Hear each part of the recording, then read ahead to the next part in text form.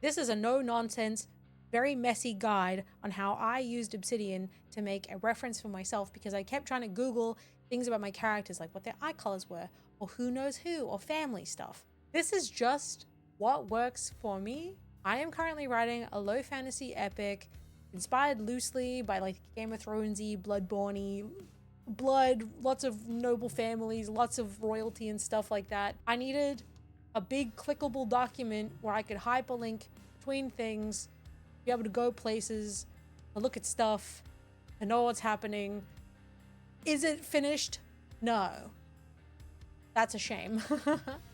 But it is really helpful because I can create documents like this, where it has the whole chronology and it's got events summarized that I can click through. The primary things that I did, and the only really essential thing that you need, is this Wikipedia appearance theme, which you get from step 1. You go to themes, manage, go here, type Wikipedia. You want this, and then you want to install it and enable it. It's a 2-press system. Okay, essential ones that I use: file settings, image converter. Those are the ones. Let's pretend I'm the character. You press this button up top and it converts it to reading mode. Currently that doesn't do anything. That's okay. What you want to do, this is the bare bones of it. As you can see, I have little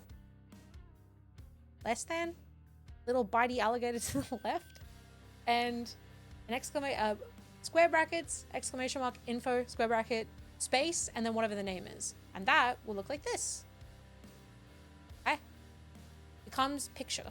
The reason I like the image converter is because you can add captions and do this, where you can essentially right click and then put information here.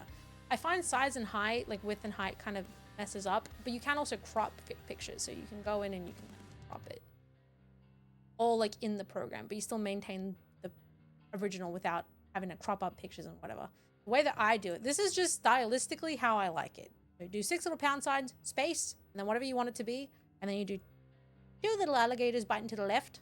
The thing that gets people tripped up is they look at this and they're like, oh, like why is it not crunching down? Press the book button and it crunches it. Huge. And then you can do, this is a link, but it doesn't exist yet. So if you click on it, it says you can type in new information. Here is my page. You just click on that, takes you to the other page.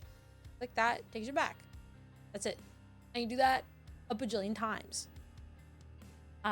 Again, I have 120,000 words of world building and history and plot and all kinds of stuff. So, yep, that's it.